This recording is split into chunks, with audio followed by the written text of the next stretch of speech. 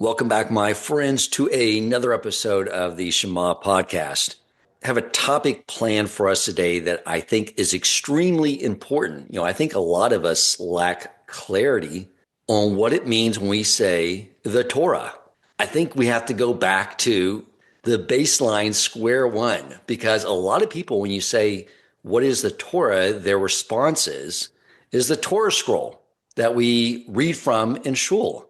However, when we talk about receiving the Torah at Mount Sinai, Moshe Rabbeinu did not come down and hold up the Torah scroll. He held up the Ten Commandments. Furthermore, we know that the written Torah itself says that Torah scroll, the 5 books of Moses, was transcribed by Moshe Rabbeinu from the Almighty right before we go to the land of Israel. And of course, it wouldn't make sense that what they were studying for 40 years in the wilderness was about the Korach rebellion, about Zimri sinning with the Moabite women. They would obviously know not to take those treacherous, wrong paths. Another idea I want to discuss before we really get into this, and by the way, of course, I would not approach such a topic without having the perfect rabbi to really educate us on this matter. And that, my friends, is Rabbi Ken Spiro. We have him coming on. But there's an idea I want to sort of set the foundation with for this conversation. An idea that we've discussed before is an idea from the Ramchal. And he talks about the way in which Hashem created the world was through a binary code. A binary code made up of his revelation and his concealment. Just like the zeros and ones that make this podcast able to be heard, it's the same type binary code in different sequences that allowed all of creation to come into existence. And we know that the first thing that happened at Mount Sinai was the entire Jewish people. This is what makes us so different from other claims of religions. The entire nation had prophecy, and they heard the first 2 mitzvos. And what were they? I am Hashem your God, who took you out of the land of Egypt. And the second one was, do not take any other gods besides me. Meaning, number 1 is all the positive mitzvos wrapped up in that. To take actions to reveal Hashem. And all the negative commandments wrapped up in number 2, which means don't do things that conceal me. And everything else that comes forth from Torah is how we as Jews reveal Hashem in the world by doing the mitzvos. I mean, think about it. When a Jew keeps Shabbos, what is he doing? He is revealing Hashem in the world. When a Jew goes about not keeping Shabbos, taking care of their own needs and their own mundane affairs, they are concealing Hashem in the world. So it really, basic building block, it all comes down to that. But we still need to get clarity. What did Moshe receive in the heavens for 3 counts of 40 days? What was he teaching in the wilderness? And how did all that come forward in time into what we now call the Oral Torah as the Talmud? And for many of you may not know, there's 2 of them. So enough of an introduction for me, my friends. I just wanted to set the stage for what we're going to be learning today. And I will now bring on the great Rabbi Ken Spiro. Welcome to the Shema podcast, the podcast for the perplexed, where Torah insights, intertwined through personal stories, as well as interviews with leading Torah scholars, demonstrate the empowering qualities of Torah and mitzvot.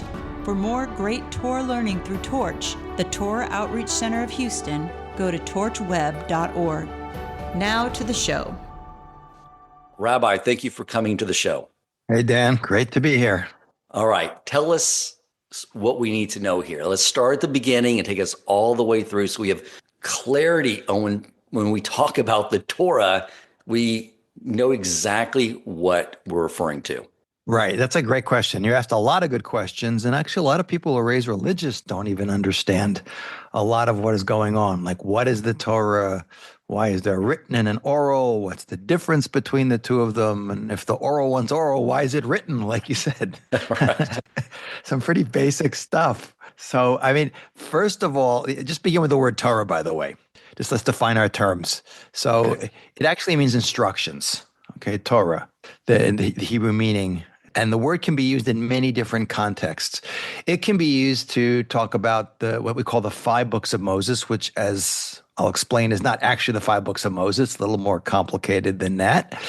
It could be used to refer to all 24 books of the Hebrew Bible, which if you actually count, because there's 1st and 2nd Samuel, 1st and 2nd Kings, 1st and 2nd Chronicles. There's more than 24 books. What happened there? We Jews know how to count. What happened there? Right. It can be used to refer to the oral law, which we'll talk about, the oral and the written law together. And the broadest tent use of the word would be pretty much anything related to talking about Jewish wisdom, which spans a lot more than the oral and written law, and to things like you can write a book about, I just had a friend just come with a book of the scientific principles in the Mishnah. That's like a whole book on science, which is part of Torah. So it's a pretty broad topic. There are many authors who lived later in history that wrote many different books about many different things, mystical books, and that's all part of what we call Torah. But to strip it down and begin at the beginning, we have to understand that when we're talking about the whole process of what the Jewish people went through, it's worth doing a little chronology, because we Jews are very much into understanding time. And if we backtrack, we rewind right to where we are, by the way, in the period of time of we just finished reading the book of Genesis. We're going to be reading the book of Exodus, which is the beginning of the narrative when the Jews have now all moved down to Egypt. Jacob's extended family of 70 souls, and we end up spending 210 years in Egypt. We have the first part of that is when we do real well. It's like a microcosm of Jewish history when we live in diaspora outside the land of Israel. We come in, things go good, and it's doing great, and we're fruitful and multiplying. And then we have a period of over a century of slavery. And then we get taken out, which is the Exodus narrative. And that holiday commemorating the leaving of Egypt is the Passover holiday, which is kind of celebrated universally today. It's kind of transcends even the Jewish people. Every year in the White House, they have a Seder now. And everything in America is about freedom. So it's become the holiday of freedom from slavery. It's actually a lot more complicated than that, but this is not a class on, maybe I'll come back again. We'll do a class on Passover at a different time. We get closer to that holiday. God puts us into Egypt as a family to take us out as a nation, not to just give us a passport, a credit card, an airplane ticket, and say, here, go get on a plane, go get an El Al flight to France, go hang out in the Riviera, go shopping, to bring us to Mount Sinai. It's kind of like the preparation. We have to understand a little more basic background. The Jewish people were kind of like the hardware. The computers are great for explaining so many things, and virtual reality, all of it. The more technology we get, the easier it becomes to understand the metaphysical world, because there's a lot of parallels. God's the ultimate gamer and he's the ultimate gamer and the ultimate programmer, and he can do whatever he likes with his game. But we're the hardware, and hardware needs software. Computers, and it's a processor, but depending on what you put into it is what comes out of it. So he puts us in to take us out as a nation, to bring us to Mount Sinai, and you already talked about it in your introduction. I mean, basically, that holiday is the 6th of Sivan. It's 50 days after. We're counting a period of time called the Omer. We're preparing ourselves spiritually to go up to the ultimate collective spiritual experience of the Jewish people, which is the national revelation experience that you mentioned already in your introduction at Mount Sinai. But the first thing we do there is just to follow what happens. We arrive at Mount Sinai. We camp at Mount Sinai. Moses goes up the mountain. God basically tells him, okay, tomorrow I'm going to speak to all the Jewish people.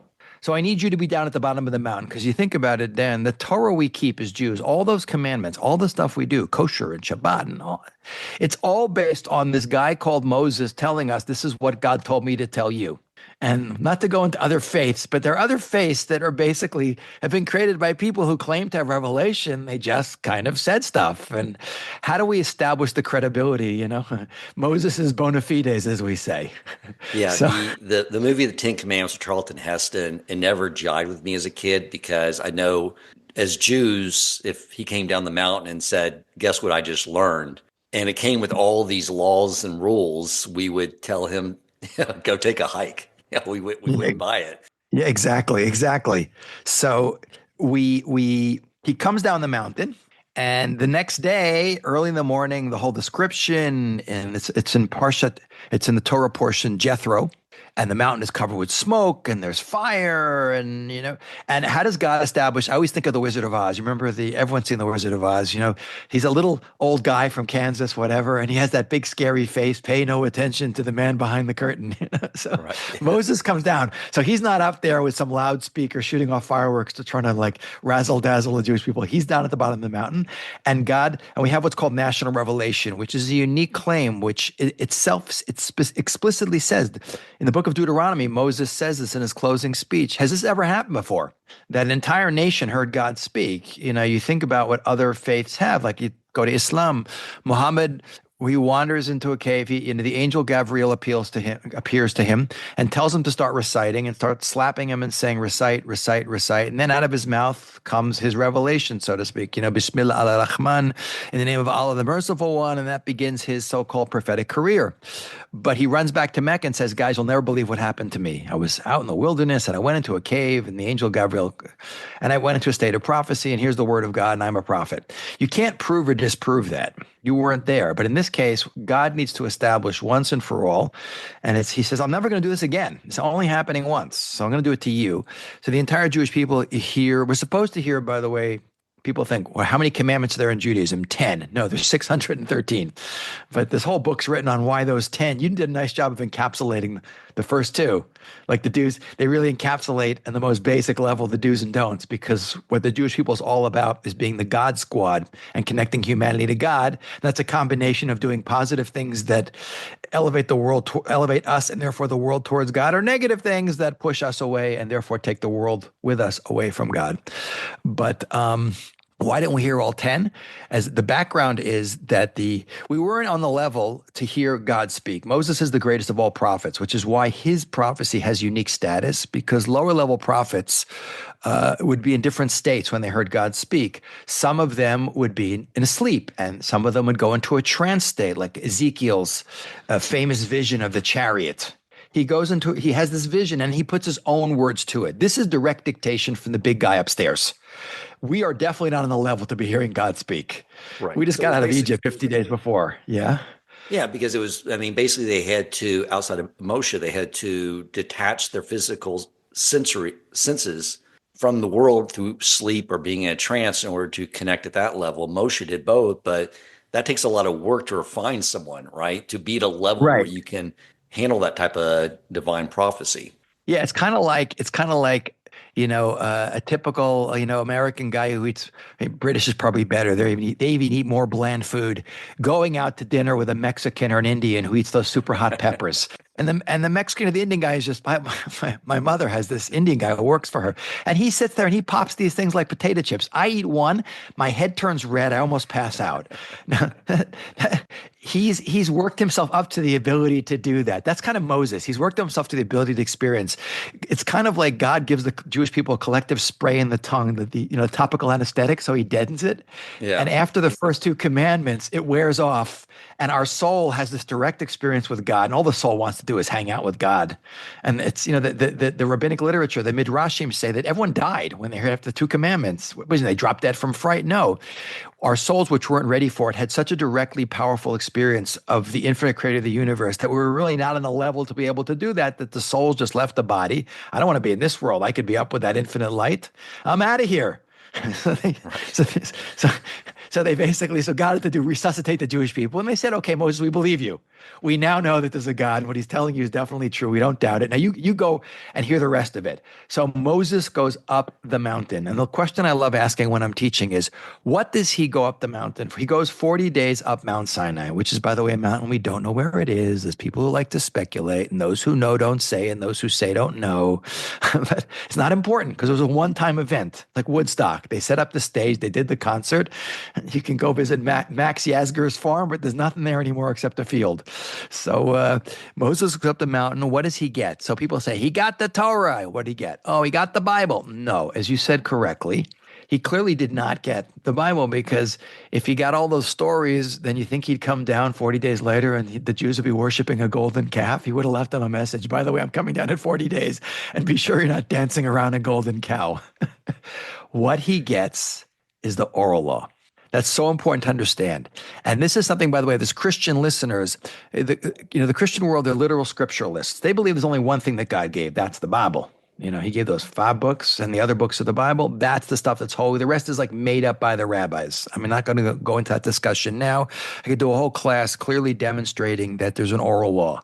It's just to give you one little example of this. It says in the written law, keep the Sabbath. Yet nowhere does it say what keeping the Sabbath means. Right. It says, slaughter the animal in the manner in which I tell you, yet nowhere does it explain in the written law how you do shechita, which is ritual slaughtering. It says, put a mezuzah on the doorpost of your house, but in Hebrew, the doorpost of your house is a mezuzah. How do you know it's that little box with the scroll in it? It says, V'hayu letotofot beinenecha, they should be 4 frontlets between your eyes. How do we know what tefillin is and what you put in it and how you wear it? It's very clear that there's something we're missing there. And we get the oral law first because you can't live as a Jew without the oral law. I've heard the analogy given is like going to listen to a lecture and missing the lecture and then showing up late afterwards and getting the speaker's notes. Like the written Torah is like the speaker's notes. If you don't have the lecture, you really have no idea how to follow the notes. I mean, that's a good analogy. There's a lot of truth to that, by the way. It's like, I remember when my parents moved out of their house to make Aliyah, to come to live in Israel, my mom said, go down to the basement and clean out those notebooks from college. And I saw this notebook. It was my handwriting. It said trigonometry on it. It could have been Swahili. Not only do I have no recollection of ever sitting in a trigonometry class, I had absolutely no idea what I was talking about. So you're right. It's like you get the notes. But it's more than that, Dan, because the oral and the written law deal with totally separate things. And I'll explain that in just a minute. But the practical application of how we individually and collectively live as Jews is the oral law. That's what Moses spends 40 days up on the mountain learning. Of course, he's in God time, different dimension, who knows what's going on up there for 40 days. But what's the definition of the oral law? And when I'm teaching my students, I say, memorize this, because it's such an obvious thing that so many Jews, even really religious Jews, what's the oral law? And they have to start explaining it. It's one sentence. This is Maimonides, the great medieval Jewish scholar. He likes to strip it down and make it clear. It's the 613 commandments, and some of them are positive and some of them are negative, and the principles of how to apply them. So 630 commandments, like keep the Shabbos, and then that's the commandment, and then all the vast amount of information of what that means about properly keeping the Shabbos positively and refraining from violating the Shabbos.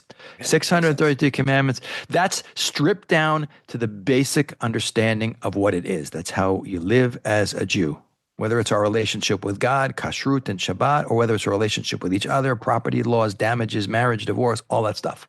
So Moses spends 40 days at Mount Sinai learning that, and the Jewish people waiting down below. He comes down, by the way, on what's called the 17th of Tammuz, 40 days later. He goes up the next day, basically on the 7th of Sivan. He comes down on the 17th of Tammuz, the next Jewish month, which should have been, by the way, one of the happiest days in the Jewish year.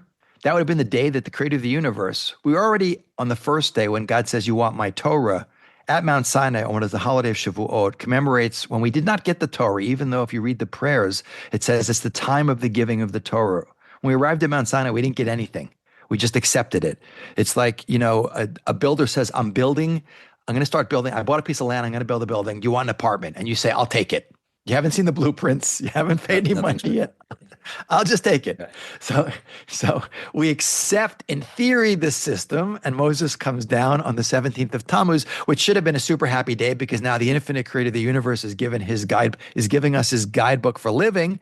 And instead, because we miscalculated, we're a very small percentage, actually 0.1% of the Jews are dancing around a golden calf, and we're all held responsible for it. That's another lesson about collective responsibility. But what overlaying what it should have been a very happy, joyous day is now a fast day called the 17th of Tammuz. And God's like really upset, figuratively speaking, because God's infinite, and infinity doesn't get upset. Infinity doesn't change its mind, but whatever, not to go into that topic. So then Moses has to spend a lot of time. He destroys the golden calf. The people who worshipped it are killed. It's very heavy stuff. And then he goes back up the mountain again for 40 days, and he's praying for basically God to forgive the Jewish people. And not to go into that topic, but God doesn't change his mind. He's praying and we're getting our act together and we're changing so that we can do it right the next time around. So he goes up the mountain 40 more days. He comes down the mountain. He goes up the mountain a second time, which is the first of Elul. So we're already at 130 days since we've left Egypt now. It's unbelievable. He spends on, remember the first time he comes down with those tablets too, which have the 10 commandments on it. You can watch Charlton Heston coming down with what they look like. These were supernatural, supposedly. Like some of the Hebrew letters, if you cut all the way through stone, they would fall out, but they float in the middle. Like these are the ones that God made, the supernatural ones. The second time God says to Moses, Psolecha, you make them. The lesson in that is the acceptance of the Torah the second time was not on quite the same level. Had we not had the golden calf story, we would have gotten a higher level, a better download, so to speak, better quality download. So basically, it calls us. We have to put more effort into it. Is that the idea? The consequences that are very interesting, but whatever, we're just not the same level. We would have been a higher level. We got a better version. It's usually you wait for software upgrades and they're better the second time around. This time it's somewhat degraded. On some level, I don't understand, but clearly that's symbolic of the fact that Moses has to carve the second set of tablets. But he learns for another 40 days. And if you do the math, he goes up on Rosh Chodesh Elul. 30 days later, he's still up there for 10 more days, is the first of the month of Tishrei. The first of the month of Tishrei is Rosh Hashanah of Jewish holidays, the Jewish New Year. But nothing happens in this story on that date. What happened on that date was day 6 of creation, when God creates human beings. So it's the birthday of the world. So there's nothing connected to Rosh Hashanah. But 10 days later in the Jewish holiday cycle is Yom Kippur, the holiest day of the year, the day we're fasting. And the theme of Yom Kippur is tshuva, it's repentance and forgiveness. So Moses actually comes down the mountain with having relearned the Torah, because the first time, the golden calf story, when he sees the golden calf being worshipped, we know what happens. He either smashes the tablets or he drops them and they break. And God, so to speak, hits the hard delete on everything he's learned. It's kind of like you work on a document for like 2 or 3 days and you forget to save it. And it's like, right. Oh no. And again, the message in that is like, if we're not on the level to be able to accept the Torah, then the leader of the Jewish people is not going to be able to pass it on to us. Right. So everything he learned for the first 40 days is gone. He has to relearn it the second time. He comes down on the 10th of Tishrei. This is now 170 days after we left Egypt with the oral law and the tablets that he carved. That day is Yom Kippur. And when he comes down the mountain the second time with having relearned the Torah with the tablets, the message is God's forgiven us. He gave us a second chance. And that's the power that is embedded in that day of Yom Kippur, which is an atonement for the Jewish people. It's embedded at that period of time in history.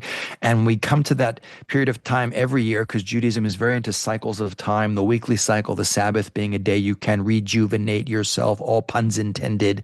And every year, each holiday has a theme that you can tie in and get a new, deeper understanding and grow individually and collectively. So 170 days, Moses gets the oral law, which is 613 commandments and the principles of how to apply them.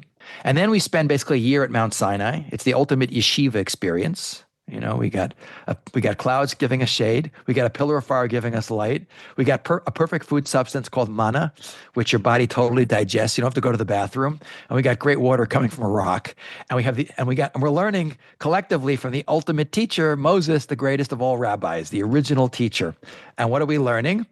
We're not learning the 5 books of Moses. We are learning the 613 commandments and the principles, how to apply them, so that when we march off and enter the land of Israel, so now we're the hardware, Torah this is the software, this is the guidebook for how to live, and the land of Israel, and we are like a plug that only plugs into one outlet in the world.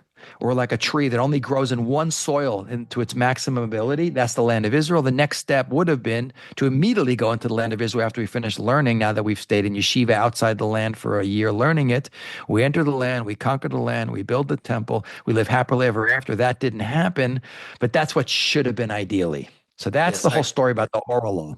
I heard that once we said we will do and we'll hear, as they put it, gain the 2 crowns, which basically means our Yetzer Hara was removed, death was removed. We were totally back sort of at that Adam pre-sin stage again. Right. And then, because that's the only time I noticed that where you hear the Satan being out in the world again, influencing people, because he's no longer internalized within inside of ourselves, leading the Jews to the sin of the golden calf. So it makes sense, like, if we had not done that sin, that we would have been at an entirely different level. We probably would have gone straight into the era of Mashiach, because Moshe would have been the Mashiach and it would have been all over. But of course, we like to do things the hard way. And Right. that's why he had to reset the memory. That's interesting. I never heard that idea. So maybe that's what happened to you with your trigonometry class. Possibly, but you're right. That's counterfactual historical speculation because it didn't happen. And all of human history has always been this interplay, especially Jewish history, between God's infinite knowledge and control and human being and specifically the Jewish people's decisions we make for better and usually for worse. We always get to the finish line. We haven't gotten there yet. We're getting close. But how quickly, how painlessly, how quickly, how slowly, how painfully, how painlessly, that's up to us. And you can see we've taken Jews stink at map reading. We don't listen, we're stiff-necked. But you're right, it's very true. Moses would have let us in. He would have been we wouldn't have needed the concept of really Messiah because we would have gotten there because there's no mention of the Messiah in the 5 books of Moses, by the way. It comes later as a fixer-upper personality to get us over the finish line in the end. But you're 100% right.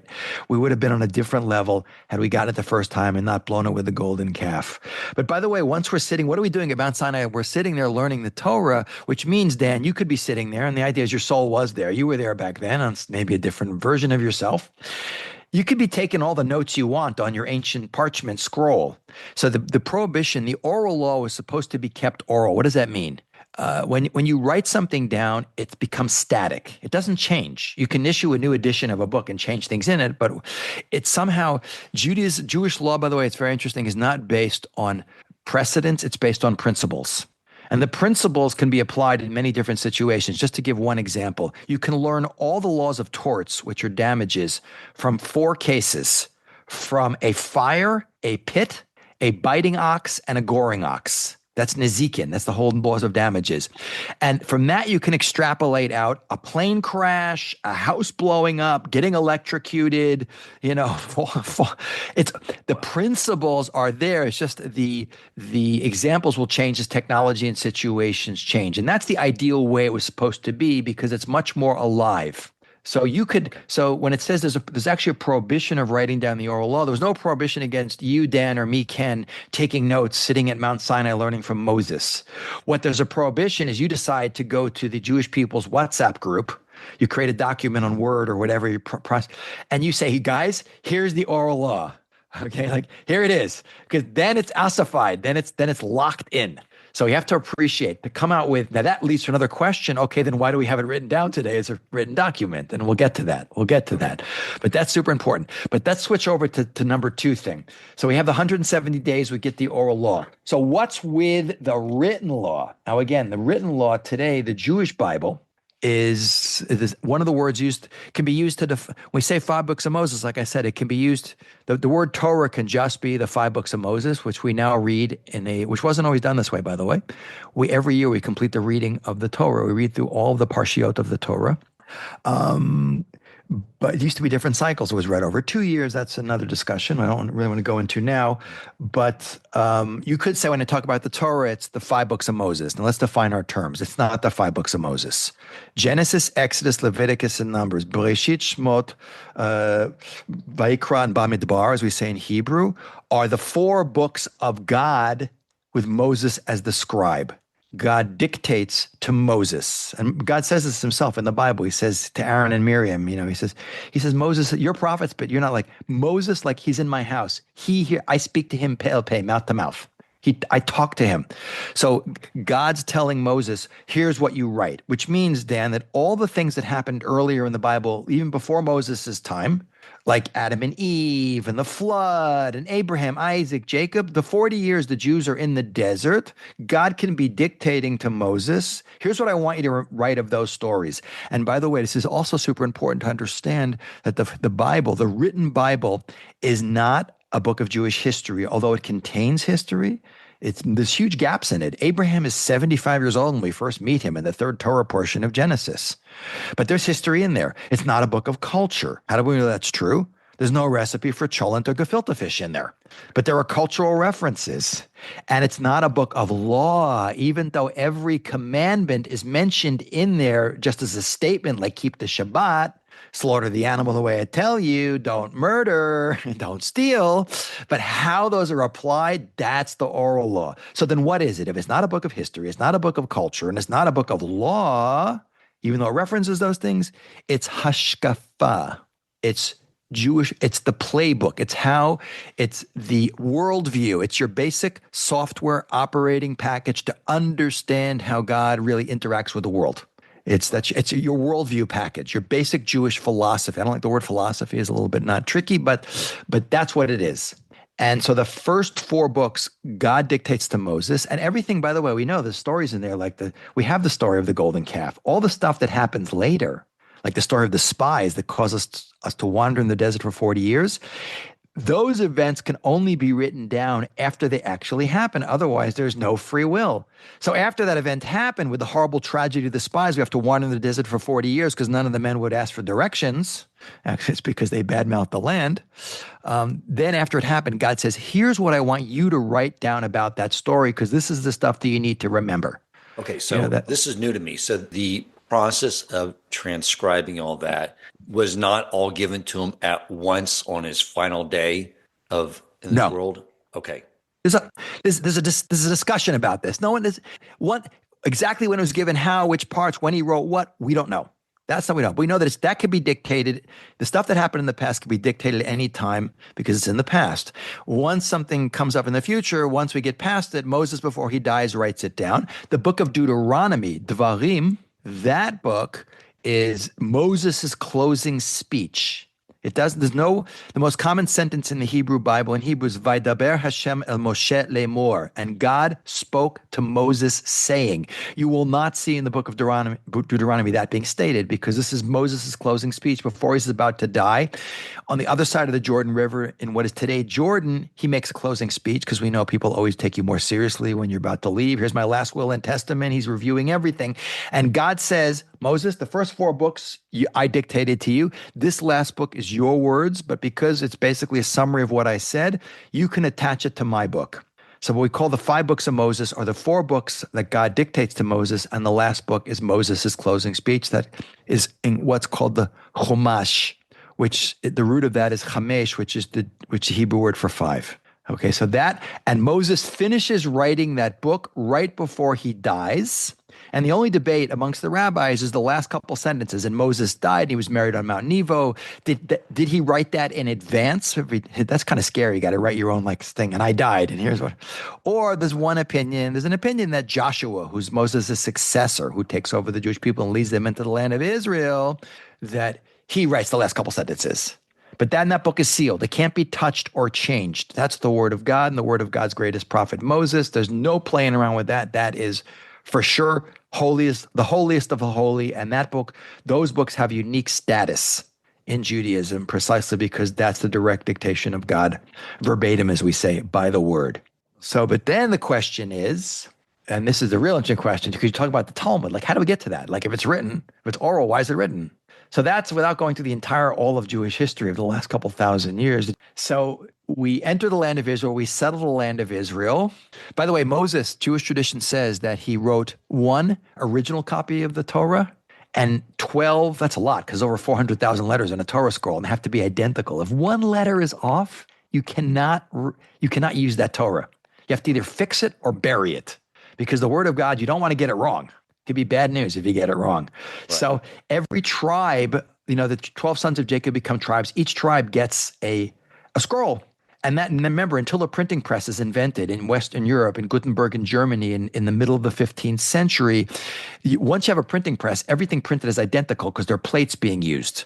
But scribes copy texts, and texts could have errors. If you 400,000 letters, you can make a couple words, you miswrite a word, and the next scribe who copies from your text is going to get your errors plus his errors, and then fast forward thousands of years later, you could have dramatically divergent texts of the Torah without going into a whole class on that periodically throughout Jewish history. Well, once at such time as they still had the original scrolls, that people had a question thousands of years ago in the land of Israel, you could go to your tribal headquarters, break out the original Moses written Torah scroll, and check it against that to see what's the original text say. That, of course, none of these exist anymore. The oldest existent versions of the Hebrew Bible we have, and not in totality, are the Dead Sea Scrolls from 2,200 years ago, and we do not have the entire Hebrew Bible there. But every couple of hundred years, for a very long period of time in Jewish history, people would gather vast numbers of scrolls together and literally go letter by letter And if they found, let's say, 100 scrolls and 10 of those scrolls had a slightly divergent writing of a word, they would go after the majority and then create a proof text. The most famous of all the proof texts, they're called a code. It's called a codex, is the Aleppo Codex, the Keter, Haram Sava. Everyone can Google the word code, the codex, the Aleppo Codex, and find out all about it. But this was considered the most accurate version of the Hebrew Bible, not written as a scroll, but as probably written in Tiberias around 1,000 years ago. And it's considered to be the most accurate version. It ended up in Aleppo in Syria, and then things happened to it, which were not good, and we're not going to go into that now.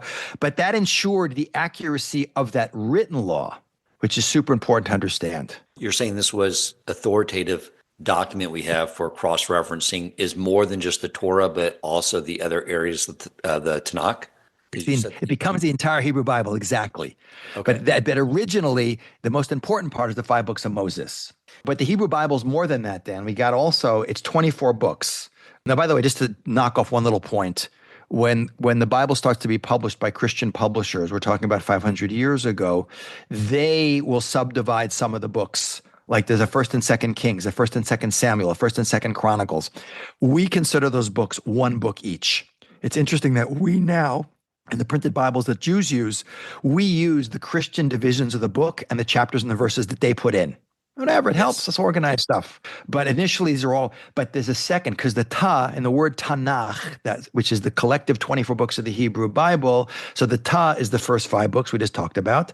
The Na is the Hebrew word Nevi'im, which means prophets, which is, Judges, Samuel, Kings, Isaiah, Jeremiah, Ezekiel, and then 12 minor prophets. Those are 8 books. The last book has 12 minor prophets in it, the smallest being Obadiah. He gets 1 chapter. So there's 5 books of Moses, 8 books of the prophets, and then 11 books of the writings, which begins with the book of Psalms and Esther and all these other books, and the book of all. I'm confusing my English and my Hebrew, Proverbs and all these different, and Ruth, and going to the book of Chronicles. That's 11 books. So it's 5, 8, 11 equals 24. The Tanakh, Torah, Nevi'im, Ketuvim, the Torah, the prophets, and the writings, which is the word Ketuvim. Nechtov is to write. That is the Hebrew Bible that we have today. That is holy to us. Christian Bibles have that, but they later added on a whole bunch of other stuff. And there's differences, by the way, between the Catholic Bible and Protestant versions of the Bible and what they include. And that's not our topic at all today. But that stuff, and there's many other books written that were not included. The Jewish tradition basically has, during the period of the Babylonian exile and the Persian period, prophecy ends in Judaism with Ezra. That's the beginning of the Second Temple period. And that's going back to about the year, what would that be? That would be about a little less than 400 years before the Common Era is the time of Ezra. It works out to the year 3, if I remember correctly, 3448 of the Jewish calendar year is when Ezra dies. He's called Ezra the Sophar, and that's the beginning of the Second Temple period. And by that time, he's the author of the book of Chronicles, the last book of the Bible. By that time, all the later books, the rabbis who were either living in the Babylonian exile or afterwards, their job is to decide what we're going to include in what are holy texts of the written law for the Jewish people, what that Tanakh is going to include. And let me add more sense. The criteria they use, it's very important the listeners understand this, because there's a lot of stuff that wasn't included. It had to be authored by a prophet, of whom we're told in Jewish sources there were hundreds of thousands of prophets. We only know of 48 men and 7 women by name. But it had to be authored by a prophet, whether he's the greatest of all prophets, Moses, or the most minor, Obadiah, who's a convert to Judaism, who gets 1 chapter. And the banner has to have a message that is eternally relevant to the Jewish people. So that's what it is. Otherwise, they have a massively big book, which could be 500 different books. We never get through it. And so that is the Hebrew Bible. That is the written text of the Hebrew Bible. Okay. So I just wanted to clarify the timeline, which I think you just did. So because prophecy ended, you said 400 years before the Common Era. That means that's by that point in time. A little. It's, I think the traditional Jewish year is about 317 BC, before the Common Era, which is early Second Temple period. Gotcha. Okay, so that's when we had all this, the these writings and the prophecies written down, at what point did they decide to canonize those in what we call the Bible? What year was that? So this wasn't all done at one time, obviously, because Moses' book that's closed, and when Moses dies, that's it. That's not touched. That's holy books. Later, as things go on, because from the time of Moses to the time of Ezra is a very big period of time. Sinai, think about it. It actually works out perfectly. Mount Sinai in Jewish calendar year is 1313 BCE. If you use the Hebrew dates. 1313 BC is Mount Sinai, and the death of Ezra HaSofer is 317 BCE. So that's like 1,000 years later. So it's like 1,000 years of prophecy, we say. As to why prophecy ends, that's an interesting discussion, not for now. So a lot of those books are being written. I mean, when Ezra writes the Book of Chronicles, that's included in the Bible. So clearly that stuff isn't really canonized until basically the Persian period, which is the first several decades of the Second Temple period, are when Israel, the world power, until the Greeks show up with Alexander the Great. That's that Persian period, which basically would be the late 4th century before the Common Era, is the final additions made to the Bible. And then the book is sealed and nothing else can be added to it afterwards. Okay, so we have a canonized Bible, but we still have our oral Torah. So now generation to generation. We better get into that. Yeah, that's okay. So the oral law. So the oral law is being passed down. It's great to look, by the way, Dan, looking in the Ethics of the Fathers in the Mishnah, it gives the transmission of the Torah. It says, Moshe kibel Torah mi-Sinai. Moses got the Torah from Sinai, and he passes it over to Joshua, and Joshua gave it to the elders, the Sanhedrin, the men of the great of the spiritual leaders of the Jewish people, the rabbis, and they gave it to the prophets, and there's a whole chain of transmission that's described that gives us, and then it goes to basically the beginning of the Second Temple period, and then they start quoting what the rabbis say. But there's a whole period of transmission where Moses' main student is Joshua. And Joshua will pass that on to the legal authorities of the Jewish people, the prophets, the legal authorities. They'll be the people whose job it is. The main job of the rabbis, the term rabbi is like, you're getting like a degree today. You do a certain amount of study, you memorize it, you get tested on it, and you get like a degree, like it's your MA or your PhD, whatever.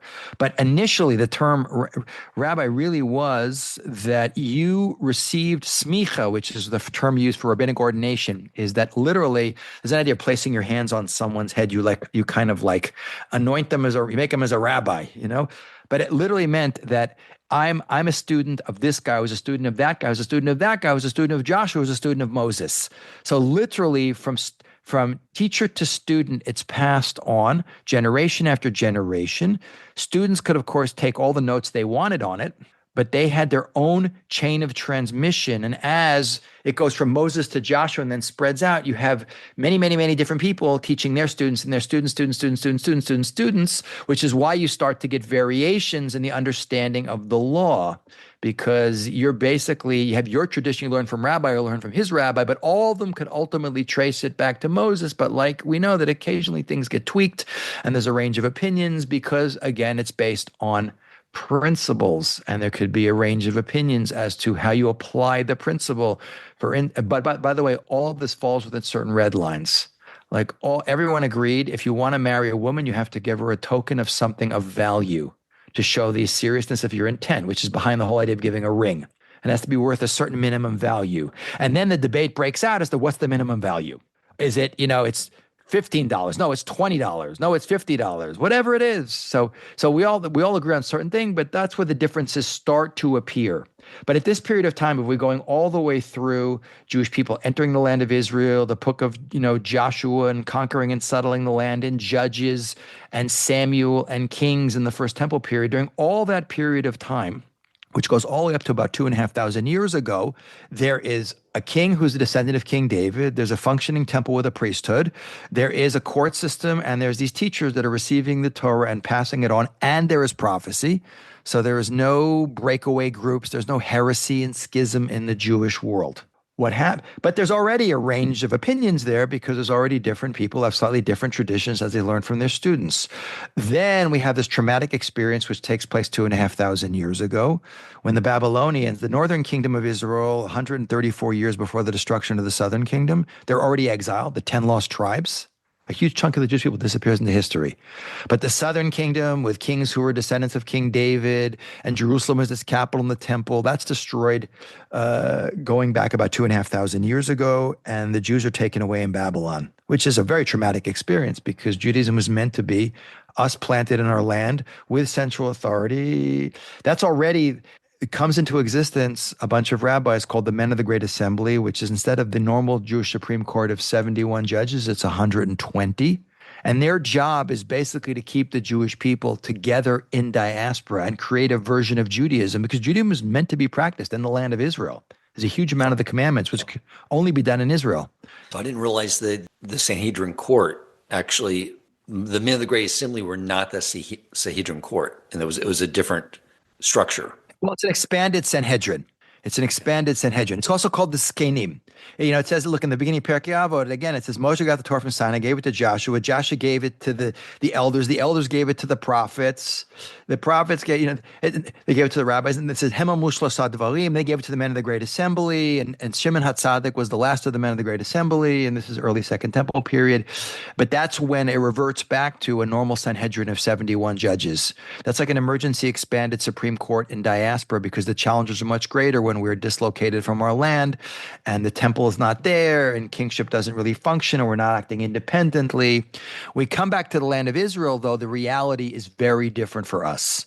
We don't really have kings. There's a couple of kings who are of Herod the Great, and they're not legitimate kings. They're not descended from King David. They're not even Jewish in origin. The temple is rebuilt, but the priesthood becomes corrupted. Schism and foreign influences like Greek thought starts to filter into the Jewish world, and you have prophecy is lost, so there's no way of directly communicating with God and finding out exactly what he wants and ending all debates by saying, here's what the big guy upstairs says. So things to get more, the further we get away from Mount Sinai, the less clear things become, especially in the Second Temple period. And this is counterintuitive. It's called Yeridot Hadorot, the decline of the generations. Because generally we think, it's funny, the way the Western world looks at things is people who are old, they're like old and in the way. They're technologically not as advanced. They don't know as much. Judaism is the exact opposite. And I remember the Rabbi Yitzhak Berkowitz, the Rosh Yeshiva Torah now, who when I studied for Smicha, he was the guy teaching the rabbinics program in Yeshiva Torah. He said, and he's a tremendous Torah scholar, and he said, I know nothing compared to my rabbi who taught me. And he told me that he knows nothing compared to what his rabbi taught him, who told him that he knows nothing compared to me. If go back like 125 generations to Mount Sinai, which is about what it is, or 130 by this point, can you imagine the level that people were at back then? Before smartphones, when they actually had to learn things. This is BC, before cell phones. They had to actually know stuff and not just. They had to keep. They had to keep all what is now what we call the Talmud in their minds for the most part. Correct. Right. So, but already what you're getting, Dan, exactly. Everyone you have. So imagine you have all these students who are students of Moses who have different traditions, all falling within certain red lines. There's definitely breakaway groups and schism like the Sadducees, the Sadducees that are gone from mainstream Judaism, but what happens is we get into the Second Temple period, and that's a very big topic. We have the Hanukkah story and Greek persecution. Then we have Roman occupation of Israel, which begins in 63 BCE and will continue through the destruction of the Second Temple in the year 70 and the Bar Kokhba revolt after. So we've already lost, the priesthood is gone with the temples destroyed. Kingship doesn't exist anymore. The Romans are direct ruling us. And now the Jewish Supreme Court, which barely made it out alive from Jerusalem when Jerusalem was destroyed, is moving around the land of Israel. It's going from Yavna to Usha to Shfar'am to Beit Sha'arim to Tzipori, and eventually it ends up in Tiberias, the city of Tiberias. And now things are really bad. Already the majority of Jews are living outside the land of Israel. We're hanging on by our fingernails.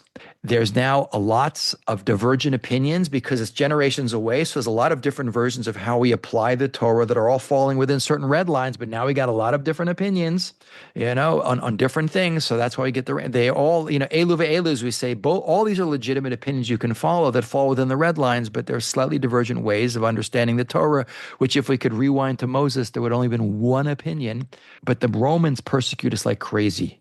We have a revolt called the Bar Kokhba revolt when the Romans go after the Jewish people and they go after Judaism like the Greeks tried to eliminate it. They murder rabbis. They skin Rabbi Akiva alive. Now, and things are really, really bad. What keeps Jews Jewish is Jews keeping the Torah, and the Torah I'm talking about is the oral law, and we're in danger of losing it. So if we fast forward to the year about 200, it's actually about 190, there's a rabbi living in a place called Sipori, which is in the Galilee, which is where the Sanhedrin is moved to. His name is Judah the Prince, Yehuda HaNasi. And what he does, this brings us to the first answer to that question. If it is oral, why is it written down? Now remember, until this time, there are dozens and dozens and dozens of rabbis who all have their own version of the oral law, which some of them could be slightly divergent, depending who their teacher was. We have that famous Beit Shammai and Beit Hillel, the great Talmudic academies of Hillel and Shammai, that there's two. By the way, by this point, there's already, because the Jewish community in Babylon is left over from the Babylonian exile earlier, that is a second center of Jewish learning in the world. So there's already a lot of rabbis living outside the land of Israel who are much safer there than the precarious position that the Sanhedrin is in Israel. Yehuda HaNasi, there's a period of time when the Romans calmed down a little bit during the reign of like Marcus Aurelius, the Antonine Roman emperors. And he goes, wow, we're in real danger of losing the oral law. We don't know how long the Sanhedrin's even going to survive. If we lose that central authority and their job is to pass on, interpret, and apply the oral law, which means how do we live practically as a Jew as situations change and technology changes. If we lose that, we're finished. That's what keeps Jews Jewish. So what he does is he starts to gather the opinions of all the rabbis he can get his hands on, and he condenses it down into what's called the Mishnah. And this is the first writing down of a definitive version of the oral law, where he says, we're now going to have one book, which is going to be codified. Now, the negative side is it now becomes static because it's written. And what is the Mishnah? So the Mishnah is a cryptic codification of the oral law, which is designed, it's written in Hebrew, as a memory device. This is exactly the example you gave before. If I sit in a class and take notes, I am not writing every word the professor says. That's superhuman, especially if you're trying to take notes on me. There's no one who could type as fast as I speak. And now now think about it. As long as you keep reviewing those notes, the information will be fresh in your brain. So it was meant to be a cryptic codification of the oral law, which is divided into 6 basic sections that cover the entire oral law that have 63 chapters in total. This is and this comes around the year 200 of the Common Era, and it's an emergency measure. If there's a prohibition to write down the oral law, then why does he do it? It's called Es Lasos Hashem, meaning he's doing something, he's violating one prohibition to save everything. Because if I don't write it down, it's all going to be forgotten. If it's all forgotten, we lose Judaism and we lose the Jewish people, and the world is in really big trouble. And those 6 sections of the Mishnah, it's called Zroim, which is seeds. It's the agricultural laws. And there's a thing called Moed, which are the laws of holidays, Shabbat and the holidays. Then there's Nashim, which are the laws of women and marriage and divorce and all that other stuff. And then there's Nezikin, which are the laws of damages. Then there's Kodshim, which is like sacrifices and holy stuff, which we don't have today, by the way. We don't, because we don't have a temple. And then there's Tahara, which are the laws of spiritual purity and impurity. So the 6 sedras of the Mishnah, as we call them, have 63 chapters, and it's a cryptic codification of the oral law designed. It was based on the assumption that people basically know the oral law, and this will just create a sort of unity of understanding of the text that can be passed on in a written form so it won't be forgotten. I do want to clarify one thing, because I know that sometimes this idea gets misinterpreted, that while there was different opinions, like you said, the principles remained the same. It was just some maybe different opinions on the application of those principles. Right. Exactly. So again, it's very important to understand that. It's not you could do whatever you like in Judaism. Everything has to fall within red lines. So there's people who might be more strict in how they apply this principle than other people. They're all legitimate opinions, which is why you see this in the Jewish world today, why there are Jews who'll be like, they keep like super kosher versus people who keep like less kosher. It doesn't mean it's not kosher. All that food is kosher. Some people just like to have added stringencies on it. That's very important for people to understand. These are all legitimate opinions. Even when there was a divergence of opinions on how to apply something, the famous expression is "Elu be'elu divrei Elokim chayim." This and this are the words of the living God. But we go, by the way, the way when we had a Sanhedrin, because you had 71 rabbis in a room, Jews never agree on anything. This, no, that, no. They take a vote, and we went what's called achrei rabim. After the majority opinion, we would go to preserve unanimity amongst the Jewish people, even though the other opinions were legitimate. For practical application, we're not going to follow that specific path in how we apply the law. It's a very interesting point. It's fantastic how you can, the principal nature of Judaism makes it fantastically applicable to any situation, regardless of how technology changes. Sort of like modern day application of that I was thinking of is that when I was learning the laws of kosher, one of the things that the Torah says is about the separation of meat and milk. Mm-hmm. And of course, when you get to the application of that, there does become some different opinions. I found out, like how long after eating milk before you can have dairy. Exactly. And someone said, I don't have, so who was my determined rabbi? I had to follow his opinion. Unfortunately, I didn't know at that time that I should have searched out a Dutch rabbi, since they only have to wait an hour. Yeah. But that's an idea that you're saying that those different applications is around putting a fence around the Torah with regard to this of separation of meat and milk. Right. That's very important. You mentioned that. Thank you. One of the commandments is listen to the rabbis. The rabbis, meaning the rabbis of the Sanhedrin, and later rabbis can also add things on, but especially the rabbis back then had the authority to create rabbinic fences. I'll give you just one example. It says, the whole idea of don't cook the calf in the mother's milk. That's what the Torah says. No, it doesn't. What does that mean? You can't cook that calf in that mother's milk? No, it's said 3 times, and we learn that means you can't cook milk and meat together. You can't eat them together. You can't have benefit from them. Even selling that to a non-Jew, you make your bacon cheeseburger. No, but then there's rabbinic authority. For instance, because you might that's Torah law. It's meat. Meat is meat, animal meat.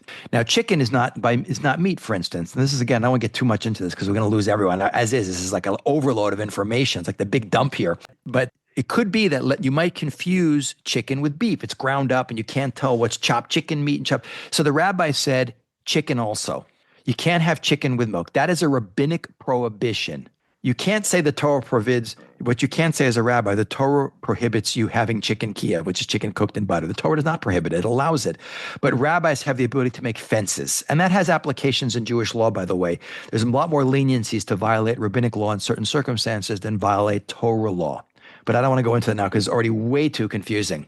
But let's keep going and let's understand what happened. So now we have the oral law, which different people have their own little versions in their notebooks. They're learning from their rabbi. I learned from their rabbi. I learned from his rabbi. I went back to Moses. We start to get within the red lines, certain ranges of opinions. But then as the Jewish situation in the world gets worse, because in the 4th century, the Sanhedrin, which has finally ended up, traditionally it sat in Jerusalem, but it's now migrated, almost 300 years after the destruction of the temple, it's now migrated to Tiberia. It goes out of existence. It's just like it finishes. The business. This is already the Roman Christian period of time, and boom, it's gone. Now that means without that central authority, that's huge because now you no longer have one body that can decide for the entire Jewish people. As this is already a problem because this is BC before cell phones, and when the Jewish community living in Iraq or living in Italy or living in North Africa wants to know what's going on, it could be problematic. By the way, you can have lower level, like even today, you can have a rabbi in your community who can answer certain questions. But if he has a bigger question, you have to send a message from like Spain to Babylon, going back, 1,000 years ago or more. That could take months to get an answer. So that it gets harder and harder to do this stuff because there's no centralized authority, which explains, by the way, exactly what you're talking about. Dutch tradition versus waiting 1 hour for milk and meat versus the Ashkenazi Polish tradition of waiting 6 hours. That comes from when you get no central authority to decide for everyone, no way to communicate in a way that everyone can understand what's going on, and separation and isolation of different peoples of different communities to develop their own. Within red lines, no one eats milk and meat in the Jewish world. That's an Orthodox Jew. But how long you wait is a matter of custom, all of which are legitimate if that's the community in which you grew up in. I know this is getting very confusing, but that's the way it works. But Meanwhile, as the central authority breaks down, the persecution gets worse and the chain of transmission gets fuzzier because we get further away from Sinai, even the Mishnah is becoming less clear. So, what is happening basically at this period of time, the rabbis who are responsible for writing the Mishnah are a group of rabbis that exists within a period of time from about the year 10 of the Common Era until the year 200. They are called the Tanaim, which means in Aramaic, which is the language of the Middle East at the time, those who teach. A Tana is one who teaches. And they all have the title, by the way, in Israel of Rebbe. So these are the guys whose teachings are become what's called the Mishnah, that cryptic codification. But that becomes less clear and that needs further understanding. So basically, beginning in the 3rd century, all the way through, depending upon whether you're in Israel or in Babylon, which is Iraq, because there's a different time frame. But from the year about 200 to round it off to about the year 500, you then have a next multiple generations of rabbis who are called Amoras, Amoraim, those who say. They are responsible for creating what is called the Talmud. And the Talmud, or the Gemara as we call it, is a kind of associative discussion on it's a discussion of the rabbis on the Mishnah, trying to further explain because they're less clear. How do we apply those principles in the Mishnah? And it's really interesting how it works because it works very associatively. It often goes on, this rabbi said this about that topic. You know what he also said? He also said that. It's very associative how it works. What's interesting about the Talmud is there are 2 of them, simultaneous with the rabbis in the land of Israel, who are writing what's called the Jerusalem Talmud, which, by the way, is closed much earlier because the Sanhedrin ceases to exist. It's almost 150 years earlier. The Jerusalem Talmud is completed because Jewish central authority in Israel falls apart way before it falls apart in Iraq. So there's rabbis in Israel who are doing their elucidation of the Mishnah, which is called the Talmud. These are the Amoraim, and simultaneous, and they're communicating back and forth with each other. They got a WhatsApp group. They're right now. They're communicating. There's rabbis in Babylon, which is now becoming the center of the Jewish world because it's outside of the Roman Empire and it's more stable and just better there.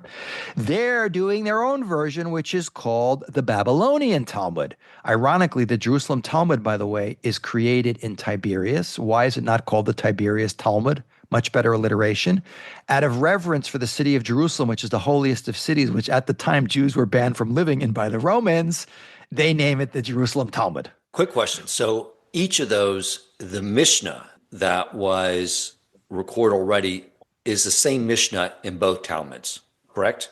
Yeah, it's based on the same Mishnah, exactly. Okay. And the difference is in the discussion around those Mishnahs. Right. They'll quote the Mishnah. The Mishnah is universally accepted. It's written in Hebrew. Even read the Talmud today, it'll says, taught in the Mishnah. It'll say a section of the Mishnah, and then it goes into the Talmudic discussion on that piece of Mishnah, which could go on for many, many, many, many pages and often completely veer off track.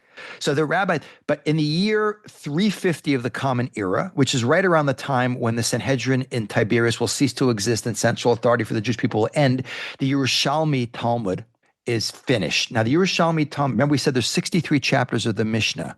The Yerushalmi does not cover either they're lost. Some speculation that some of the Talmudic texts might be lost. But what we have, the Yerushalmi covers 39 of the 63 chapters of the Mishnah are covered, and what they were focusing on was really the stuff that was practical at the time. Because once you get to the destruction of the temple, the stuff that relates to animal sacrifice, which is kodshim, which is one of the 6 tractates of the Mishnah, and the stuff which relates to ritual purity and impurity, which is tahara, is no longer, these rabbis are trying to figure out how do we practically apply this, and this stuff is not applicable now because we don't have the temple. It's not irrelevant, but it's not applicable. So they're focusing much more on the other stuff that is much more relevant, laws of Shabbat and holidays and women and property and damages. So the Yerushalmi is actually... Did they run out of time? Yeah, basically. Reason? Yeah, they closed. Yeah, just the situation is too unstable. Rabbinic authority in the land of Israel is basically disappearing. There's always some rabbis there, but it's a really bad situation. So in the year 350 CE, the Yerushalmi Talmud, which was written in Tiberias, is closed, and that will cover 39 chapters of the 63 chapters of the Mishnah. Meanwhile, going east to Babylon, the rabbis continue to work on the Babylonian Talmud until around five. Let's make it simple. Around the year 500. So looking at a lot more time. That's another 150 years. The Babylonian Talmud, ironically, covers 37, not 39 of the 63 chapters of the Mishnah, but it's much, much, much bigger because these guys had a century and a half to talk about it and expand on it, which is why today to learn the Yerushalmi Talmud, the Jerusalem Talmud, is much harder. It's much less edited and clear than the Bavli. And what everyone learns today in what's called Daf Yomi, the daily learning of a page of Talmud, is always learning the Bavli. So both of these Talmuds are further elucidation of the Mishnah, which was written in Sipori by Yehuda Hanassi going back hundreds of years before. So but they're both trying to further explain as we get less clear about things. We need more further explanation, elucidation. So now they're writing down more stuff that is permanently now locked into writing. So now we're at the year 500, and those are the rabbis who are called the Amoraim. Okay, and those the Amoraim who have the title of Rav and not Rebbe are there's Amoraim in the land of Israel. I mean, there's Amoraim in now. By the way, this is super important to understand. Earlier generations of rabbis, like Tanaim, who are the guys who write the Mishnah, are considered more authoritative than the later generations of rabbis who are called the Amoraim because they're closer to Moses at Mount Sinai, which means these later rabbis who are from the year 200 to the year 500 can't just pull things out of a hat that they invent.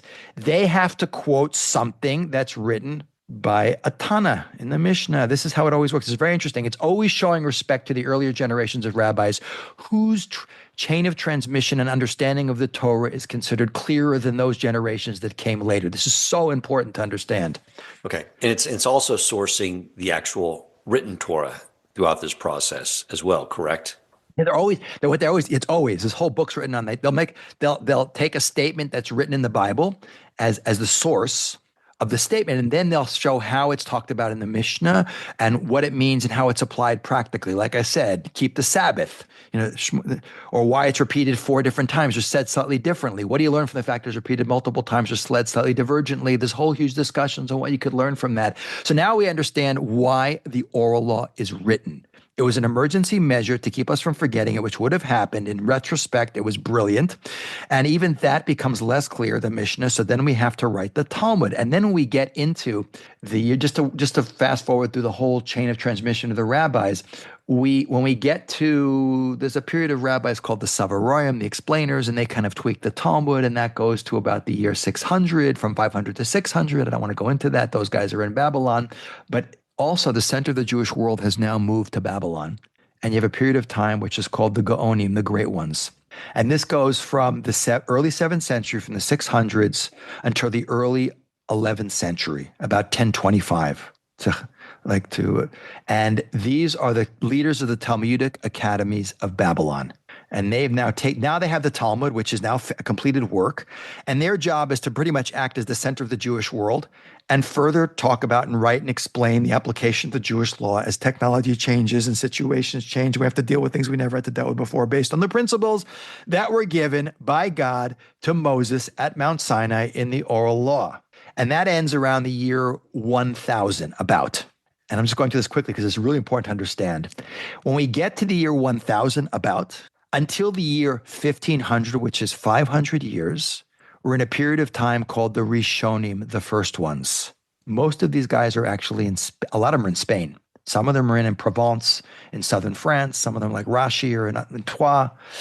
These Rishonim now these guys, by the way, are the guys who really, the Balei Tosafot, people like Rashi. Now, listen, now we've gotten, think about it. We stood at Mount Sinai. We got the 630 commandments, principle how to apply them. It's being taught and central authority, the Sanhedrin. That gets really weird. The Sanhedrin, it moves around. It's in hiding. In the year 200, the Mishnah is created to keep those principles from being forgotten. And then the Talmud is written. And now, as we get further and further away, and the situation gets harder, and we're further from Mount Sinai, and things are less clear, even the Talmud starts to become less clear. So now you have rabbinic authorities these guys are Rishonim, people like, if you look on the side of a page of Talmud, you have a statement of the Mishnah written by the Tanaim, then you have explanation written by the Amoraim talking about that, and then on the sides and on the margins on the side, you're going to have Rashi the great medieval commentator from 1,000 years ago, and the Balei Tosafot, who are some of whom are his direct descendants, who are further elucidating and explaining the Talmud, because even that's not so clear. Right. Okay. So the Tosafos came after the Rishonim. The Balei Tosafot are in the period of time of the Rishonim. They're the Balei, those are the ones who add stuff on. The period of time of rabbis we call Rishonim, that's a period of time of rabbis. The Balei Tosafot are actually existing within that period of time. They are Rishonim themselves. Okay. They're just one of the commentaries on the side, Gotcha. Like Rashi had his own descendants and members of his family who are adding to the understanding of the Talmud. What are we seeing? But to stand back and look at this, we're seeing that was started out as very clear and simple and direct that God gives to Moses, goes through many permutations. The core of it is still the principles that were given, the commandments and the principles given to Moses at Mount Sinai, but now it's becoming less clear because people are further away and the knowledge is less and the generations don't understand as well and yada, yada, yada. So now we need a commentary on the Talmud, which is a commentary on the further understanding of the Mishnah, which is the cryptic codification of the oral law, which goes all the way back to Moses at Mount Sinai. Once you get to the expulsion from Spain, and that's modern history now, the last 500 years, then we're in what's called the Achronim, the last ones. And these people are not, and I always say, then you get the Chachmei Anglia, the wise men of England. I'm jokingly calling it Art Scroll. Because now we're at the level where understanding the Aramaic language and Rashi's commentators, even Rashi is hard to understand.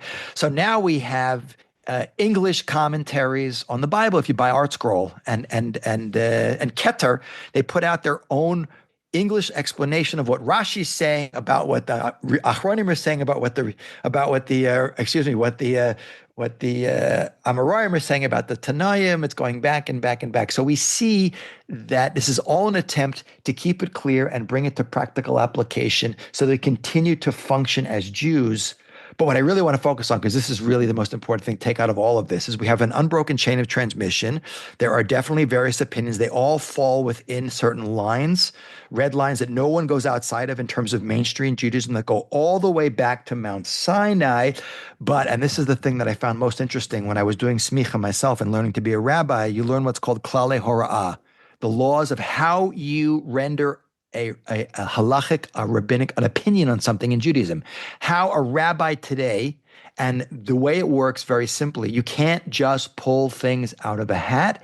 It has to be based on this earlier rabbi's opinion of an earlier rabbi's opinion of an earlier rabbi's opinion, which means, practically speaking, as a rabbi, and it's a little more complicated than this, but we just can't go any more into this. It's way too much. You are, as a rabbi today, I, as a rabbi today, am allowed to follow. After the Rishonim, everything kind of changes. It gets much worse, expulsion from Spain. But I'm allowed to follow any Rishon's opinion of the Talmud is a legitimate opinion to follow that is applicable in Jewish law. There are other things that play into that I don't want to go into now because it's already too confusing. But meaning, let's say, good examples, Rashi or the Rambam, two fantastic geniuses of rabbis. They are Rishonim. They are basically following the earlier opinion. Any of their opinions, the Rambam's a great example of this because he codified all of Jewish law on his own. My Yemenite son-in-law, because the Rashi communicated 1,000 years ago with the Jews of Yemen, he's a Baladi Yemenite. Whatever the Rambam says is exactly what he keeps, and he never veers left or right of that. And that's legitimate because the Rambam is a Rishon. He died in the year 1204. And he's following a specific opinion in the Talmud. So that's a legitimate opinion that you are allowed to follow until today. And that gives us the practical application of the contemporary halachic authorities of today. So it's Rabbi Soloveitchik, Yosef Ber Soloveitchik. He has this fantastic essay he wrote. He's no longer alive. He's been dead for many decades, about entering into a Talmud class and a discussion. And he just talks about how all the rabbis of previous generations are literally sitting in the room. And it's like an ongoing discussion with people who've been dead even for thousands of years. But the discussion is alive and well. And by the way, you always see in the Talmud, it always says, Omar Rebbe Yishmuel, Omar this, Omar this. They're always quoting who they learned it from.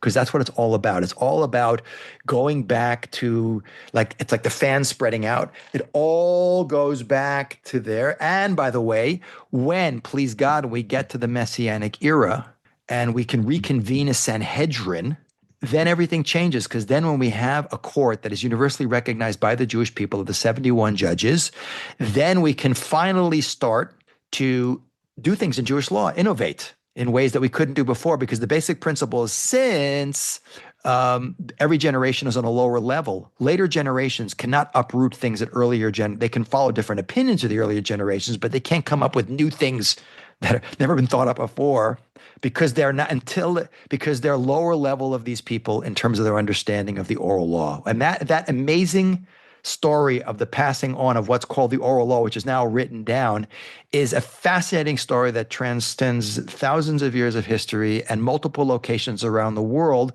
and has very varying versions of it that all fall within those red lines. But it's enabled the Jewish people to, although we dress differently, look differently, act differently, what's called the Orthodox Jewish world, to all function with different slight variations, but within one system that has been literally going back 3,300 years. And that is one of the most amazing stories that there is. It's the beauty of the whole chain of transmission and the unique nature of the Jewish people. It's just a fantastic story, without which you can't understand. It's the software that's kept us going.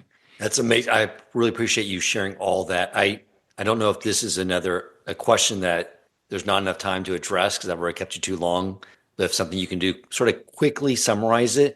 But even today, we have what's called responsa, which is responding to new technologies and new situations. Like, I believe there was a Jew on the space station, how they keep Shabbos, like all these things come up.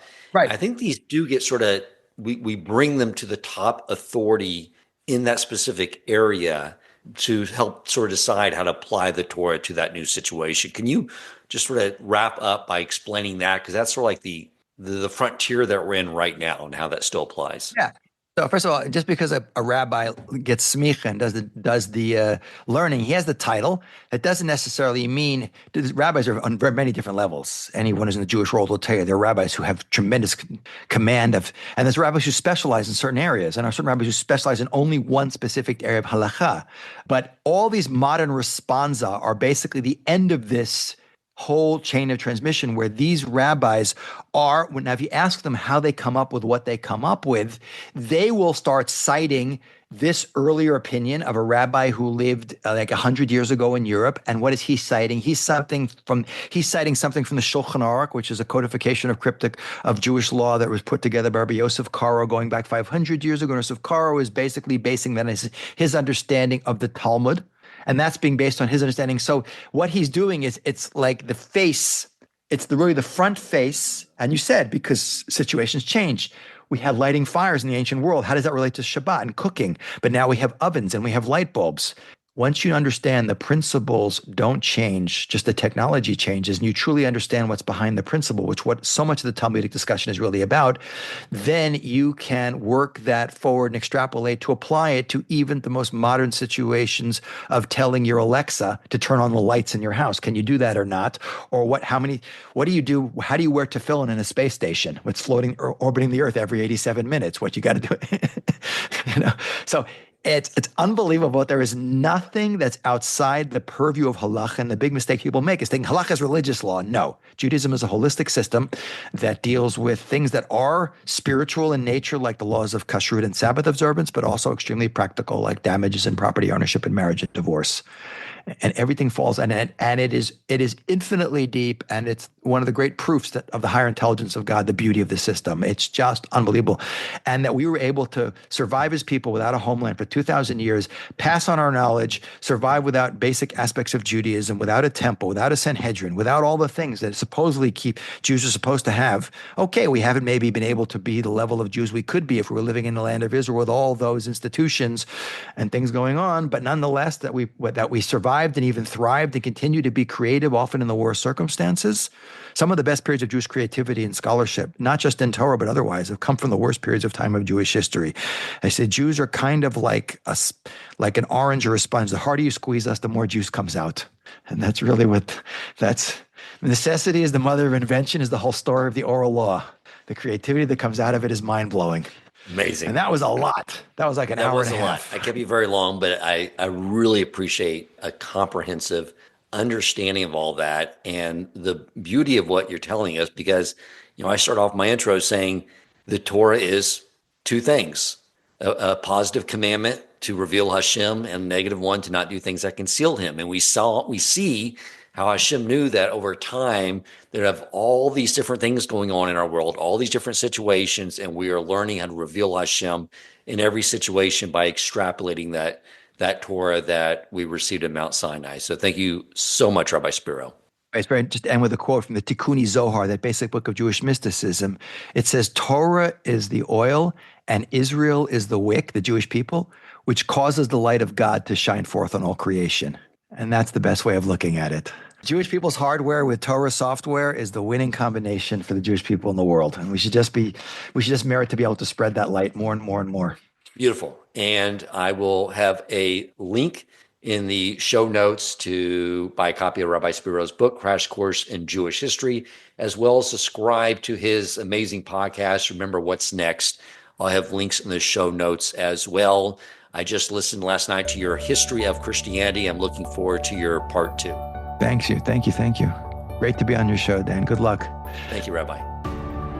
If you enjoyed this episode, please consider supporting Torch so they can continue to spread Torah wisdom to the world by making a donation at torchweb.org and clicking donate in the top right corner of the page.